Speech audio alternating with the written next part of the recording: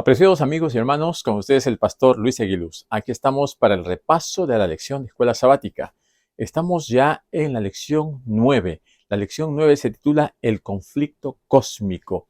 Y esta lección es muy interesante porque nos muestra cómo es que se está llevando a cabo este conflicto entre el bien y el mal, entre Cristo y Satanás. Nos muestra que este conflicto cósmico en realidad no es una batalla dualista, ¿no?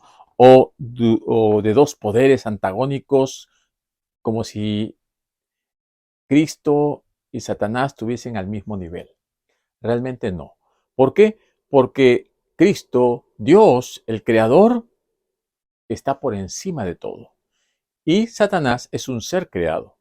En realidad, esta batalla es una batalla espiritual en donde está en juego el carácter de Dios, porque Dios es todopoderoso, puede destruirlo de un plumazo a Satanás, pero lo que ha hecho Satanás es desprestigiar a Dios, ha puesto en tela de juicio su carácter, y por esta razón el conflicto tiene que tener un determinado tiempo en donde el carácter de Dios pueda ser representado dignamente, pueda ser llevado a una representación correcta de lo que es.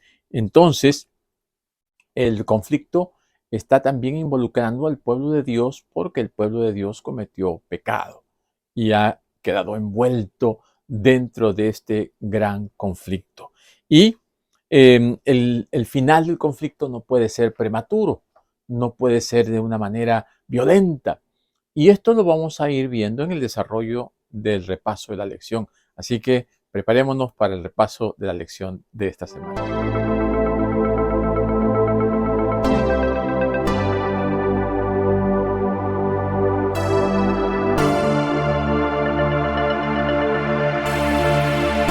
Muy bien, apreciados amigos, queremos darle gracias a cada uno de ustedes por su apoyo.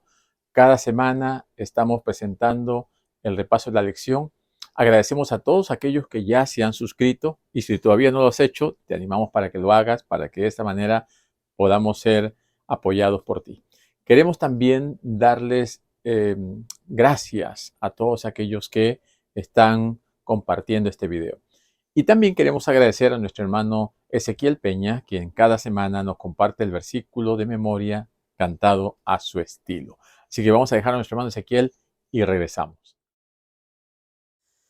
Enemistad pondré entre ti y la mujer, y entre tu descendencia y el descendiente de ella. Tú le herirás el talón, pero él te aplastará la cabeza. Enemistad pondré entre ti y la mujer, y entre tu descendencia y el descendiente de ella. Tú le herirás el talón, pero él te aplastará la cabeza. Tú le herirás el talón, pero él te aplastará la cabeza. Tú le herirás el talón, pero él te aplastará la cabeza. Muy bien, mis hermanos, aquí estamos con esta lección tan interesante. Estamos en la lección 9, el gran conflicto o el conflicto cósmico o el conflicto de los siglos. Este gran conflicto es algo que está inmerso en todo el mensaje bíblico. Aquí nos presenta el versículo que se le conoce como el protoevangelio, Génesis 3:15, que dice: pondré enemistad entre ti y la mujer, entre tu simiente y la simiente suya.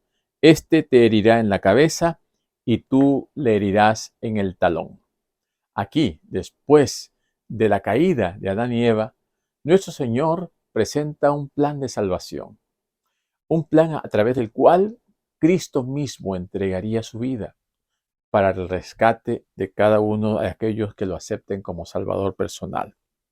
El gran conflicto entre Cristo y Satanás está en el centro de la teología bíblica, está en el centro del mensaje bíblico.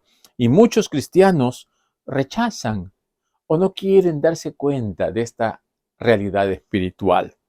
Y los evangelios tienen muchas referencias acerca del diablo y los demonios que se oponen constantemente a Dios. Así que esto ha llegado a muchos. Y hoy en día, mucha gente ya no cree en el diablo, ya no cree en Dios, creen que todas las cosas son así nomás en el día a día y entonces se vuelven agnósticos, ateos, rechazando que hay una realidad espiritual que tiene que ver con nuestra vida eterna. ¿Cómo hizo Satanás para meterse en este mundo? El Señor lo relata a través de una parábola, ¿no? La parábola de aquel labrador que fue a poner la semilla en el campo, pero luego vino aquel que trajo la cizaña. En Mateo 13, 24 al 27, nos dice allí, en esta parábola, cómo entró el mal en el mundo. Y allí comienza a relatar, ¿no?, que aunque el Señor había sembrado la buena semilla, alguien vino a escondidas a regar una semilla, a poner una semilla que era mala, la cizaña. Así que el que siembra la buena semilla, dice Jesús mismo, es el buen hombre. El campo es el mundo, la buena semilla son los hijos del reino y la cizaña son los hijos del malo. El enemigo es el diablo y la siega final del mundo va a llegar por medio de los segadores que son los ángeles. De esta manera Jesús ilustra, Jesús nos muestra que hay una realidad espiritual detrás de todo esto. Que el Señor creó todo bello, todo hermoso, todo bueno. Entonces, ¿cómo es posible que dentro de una creación perfecta haya entrado la imperfección? Lo que pasa es, como vimos la semana pasada, Dios nos creó con libre albedrío. Dios creó a los ángeles con libre albedrío. Lucifer, que fue creado un ángel perfecto, hermoso, bello, inteligente, con muchos dones y con muchos talentos, y teniendo una hermosura que sobresalía, entonces él comenzó a sentir orgullo, comenzó a entrar en su corazón de manera misteriosa esa semilla del mal, esa semilla que él mismo fue dejando crecer, que no quiso que el Señor la quitara de su vida. Y entonces él comenzó a regar todas estas cosas negativas en los demás ángeles. Él sembró la mala semilla. Él puso en el corazón de los ángeles, en primer lugar, este sentimiento en contra de Dios. Hizo dudar a los seres creados del amor de Dios, de la justicia de Dios, de la misericordia de Dios. Y de esta manera creó un rechazo por las cosas espirituales. Según la parábola, Dios acabará finalmente con el mal, pero desarraigarlo antes de tiempo provocaría daños colaterales irreversibles que perjudicarían el bien. Por esto Jesús en la parábola dice, no lo arranquen ahora, dejen que crezca el trigo y la cizaña. Pero en el día de la cosecha habrá una gran diferencia. El trigo tendrá fruto, la cizaña no tendrá fruto.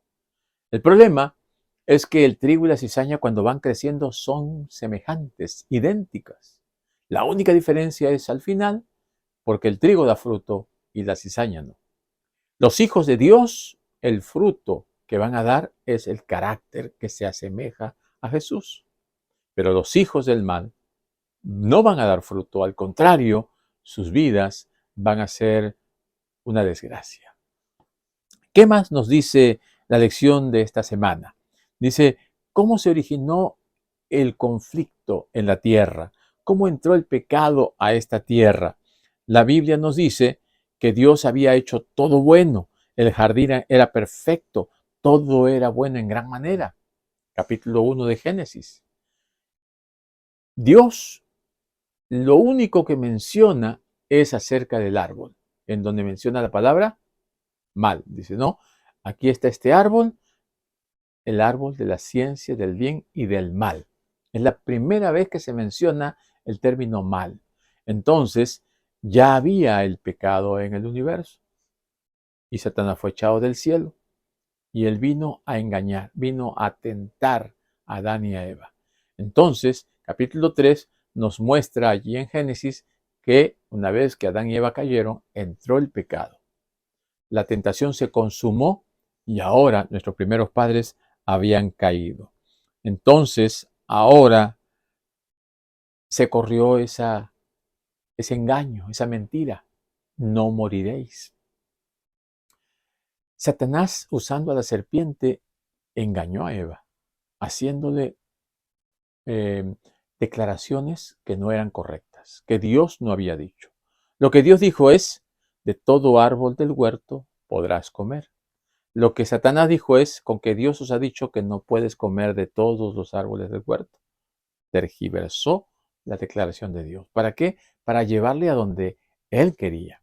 Entonces Eva dijo, no, sí, de los árboles sí podemos comer, solamente de estos no. Ah, de este no, ¿y por qué? Satanás con su astucia la llevó a donde él quería. Y allí fue donde la hizo dudar, porque Dios ha dicho que el día que coma de este fruto vamos a morir. Y él dice, no, eso es mentira. Mira cómo yo como y no muero. Entonces entró la duda, entró la desconfianza. Y así como entró en Eva, también se la transmitió a Adán. Esto es algo que Satanás lo hace constantemente. Mete duda, mete engaño, mete mentira. Por eso Jesús en Juan 8 dijo que Satanás es el padre de mentira. Es homicida desde el principio. Él busca hacer lo contrario a la voluntad de Dios. Entonces, mis queridos amigos, nosotros podemos hacernos las preguntas. Cuando la serpiente, usada por Satanás, le dice a Eva, Dios ha dicho que vas a morir, pero mira, yo no muero. Entonces, no vas a morir. Dos declaraciones. Dios ha dicho, vas a morir. La serpiente, Satanás dice, no vas a morir. No moriréis. ¿A quién le creemos? ¿A quién vamos a creer? Claro, ustedes pueden decirme, a Dios. Pero Eva, ¿a quién le creyó? A la serpiente, a Satanás. Y muchas veces nosotros en cosas muy claras podemos decir, no, esto no hay que aceptar o esto sí, pero en las cosas sutiles, en las cosas en las cuales no nos damos cuenta de manera clara, en donde viene camuflado, en donde viene solapado, muchas veces no tenemos el don del discernimiento. ¿Por qué? Porque no tenemos el Espíritu Santo con nosotros. Y es algo que nosotros debemos pedir. Es algo que nosotros debemos suplicar, que el Señor nos dé su Espíritu Santo para poder discernir y darnos cuenta de dónde viene el engaño, por dónde entra la mentira, qué es lo que Satanás quiere para que nosotros tropecemos y caigamos. Por esta razón, cuando nosotros nos vamos a la palabra de Dios, encontramos la verdad más plena y más sublime. Cristo es la verdad, Satanás es la mentira. El origen del conflicto en el cielo es presentado como una declaración de rebeldía, una manifestación de subordinación.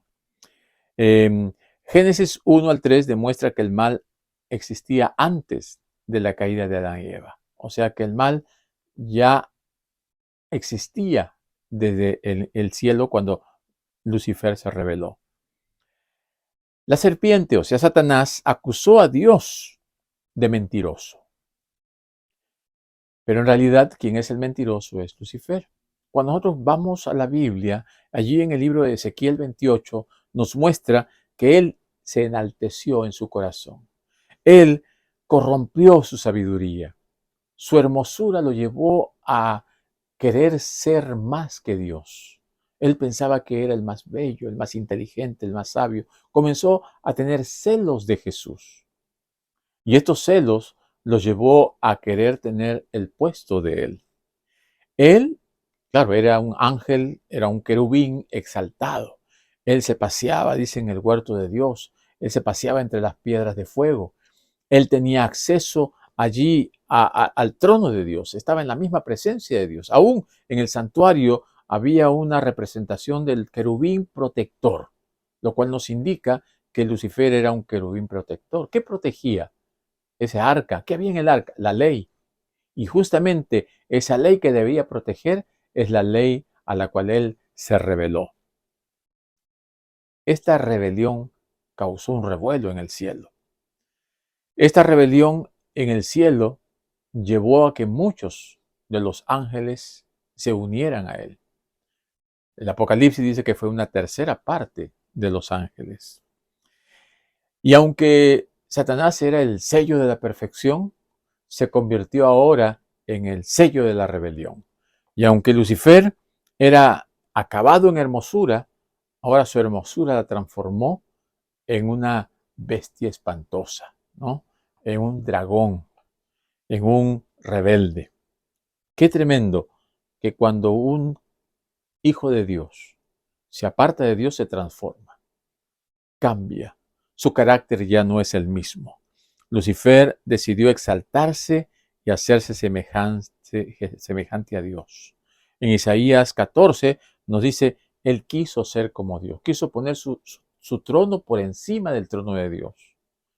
Qué tremendo, ¿verdad? Una criatura quererse poner por encima del Creador. También se volvió orgulloso, entró la vanagloria, la soberbia, y esto lo condujo a querer ocupar el lugar de Dios calumniándolo, hablando mal de Dios, hablando cosas que no eran correctas. Por eso hemos dicho que el conflicto estaba basado en el carácter de Dios. Tenía que ser dignificado el Señor, tenía que ser vindicado el nombre de Dios, y para eso se requería tiempo. ¿Qué es lo que buscaba Lucifer detrás de todo esto? Adoración. O sea, el centro del conflicto entre el bien y el mal está focalizado en adoración. Satanás busca la adoración. Y esta es la naturaleza del conflicto. Cuando nosotros vemos Mateo capítulo 4, cuando después del bautismo de Jesús fue llevado al desierto, dice, fue llevado para ser tentado por el diablo. Y las tentaciones de Satanás, ¿no? Del diablo hacia Jesús, fueron tres las que se mencionan allí en Mateo. La primera le hizo ver que él estaba con hambre y necesitaba comer, necesitaba alimentarse. Y le dijo, ¿no?, que convierta las piedras en pan. Lo estaba llevando a querer usar su divinidad para un beneficio personal. Jesús, con el ayuno, había tenido discernimiento espiritual, había recibido el poder de lo alto. Él había estado en contacto y en comunión con las escrituras, las cuales las conocía muy bien, y eso fue lo que él usó. Él le dijo, escrito está, no solo de pan vivirá el hombre, sino de toda palabra que sale de la boca de Dios. Mis queridos hermanos, si nosotros conocemos la palabra de Dios y si nosotros refrendamos lo que decimos con un escrito está, vamos a estar seguros, vamos a estar firmes. Satanás no va a tener poder contra nosotros y nosotros vamos a vencer. Ahora, en nuestros días, eso nos lleva a meditar y a reflexionar, porque Adán y Eva fueron tentados en lo mismo, en el apetito, en ese alimento que estaba en el árbol. Y entonces cayeron. Ahora, la primera tentación de Jesús también es en la comida, en el apetito, saciar, satisfacer el apetito. Y también tengan por seguro que esas son tentaciones que Satanás va a poner en nuestro diario vivir. Tentaciones basadas en el apetito. Y no solamente en la comida, aunque sí, muchas cosas nos va a llevar a querer que comamos. Pero hay otros apetitos, ¿no? Apetitos por el sexo, apetitos por los placeres, apetitos por las riquezas, por el dinero, apetitos por distraernos de maneras equivocadas o utilizar mal el tiempo, ¿no? En juegos, en casinos. O sea, cuando uno tiene esos apetitos desenfrenados, está cayendo en las trampas de Satanás. Pero como no pudo con Jesús, se fue a una segunda tentación. Y ahora él se lo llevó al alero del templo y le dijo, aviéntate, porque escrito está, ¿no? El Señor tu Dios no permitirá que tu pie tropiece en piedra y enviará a sus ángeles. Estaba utilizando la Biblia, porque Satanás conoce la Biblia, pero la usa mal, la tergiversa, la tuerce. Y Jesús le contestó tajantemente, pero también la Biblia dice, la palabra dice, está escrito, no tentarás al Señor tu Dios. O sea, la tentación a Dios es utilizar equivocadamente la fe. Y entonces aquí viene la presunción. Jesús iba a actuar presuntuosamente si se aventaba. Iba a tentar a Dios. Y muchas veces nosotros nos arriesgamos a hacer cosas que están fuera de la fe, arriesgándonos a equivocarnos, porque cuando uno actúa presuntuosamente, la presunción es la falsificación satánica de la fe. Actuar por fe es dejarse guiar por Dios. La presunción es dejarse guiar por Satanás. Y como no pudo aquí tampoco, entonces dice que Satanás lo llevó al pináculo del templo y le hizo ver todas las cosas, todos los reinos y las ciudades, y le dijo, todo esto te daré si postrado me adorares. Aquí se desenmascaró. Aquí Jesús se dio cuenta que Satanás realmente tenía intenciones de usurpar el trono de Dios, el lugar de Dios. Él lo que busca es que se le adore a él. Desde los primeros ángeles que se rebelaron, comenzaron a adorarlo a él. Adán y Eva estaban adorándole a él. Y si no cambiaban esa actitud, se iban a perder. Y por eso, cuando él busca adoración, lo que está buscando es ponerse en el lugar de Dios. Y Jesús le dijo, vete, Satanás, porque al Señor tu Dios adorarás y a Él solo servirás.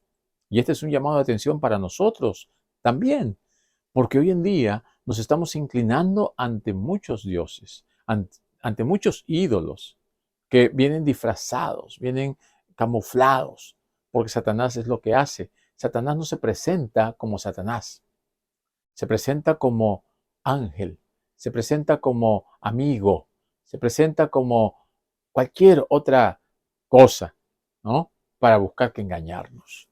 La palabra de Dios nos dice que la salvación está en riesgo si nosotros no tenemos a Jesús de nuestro lado. Pero si tenemos la palabra de Dios, que es la verdad, si tenemos el Espíritu Santo, que es la verdad, si aceptamos a Cristo y su camino que nos lleva a la verdad, vamos a estar seguros. Así que, mis queridos amigos, vamos a ver cuál es la naturaleza de este conflicto cósmico. Como ya mencionamos, está en juego el carácter de Dios. En este conflicto, Satanás ha levantado acusaciones difamatorias contra el carácter, contra la reputación, contra el amor y la misericordia de Dios. Y todas estas cosas han hecho que muchos de los seres creados duden. Si Dios hubiese destruido inmediatamente a Satanás, muchos hubiesen quedado con esa duda y posiblemente se hubiese levantado otra rebelión.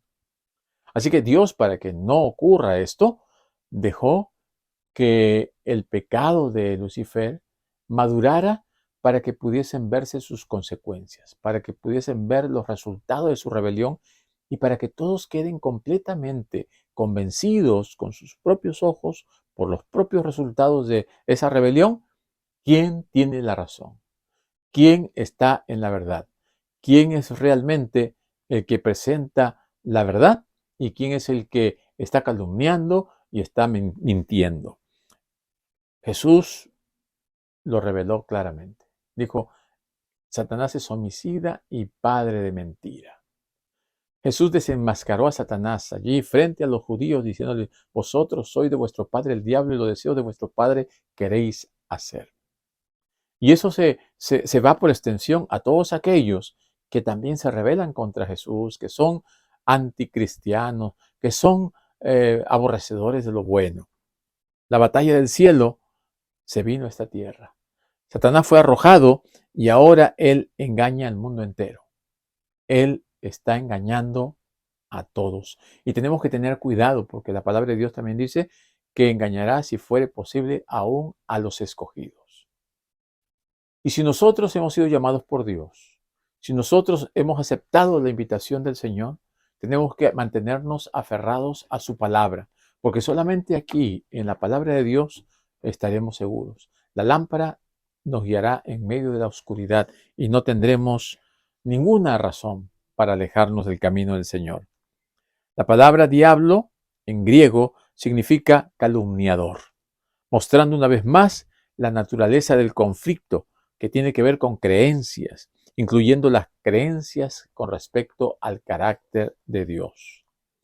Yo quiero leer una cita para terminar. Dice en el conflicto de los siglos: Dios no fue en nada responsable de la introducción del pecado en el mundo. El pecado era un intruso y no hay razón para explicar su presencia.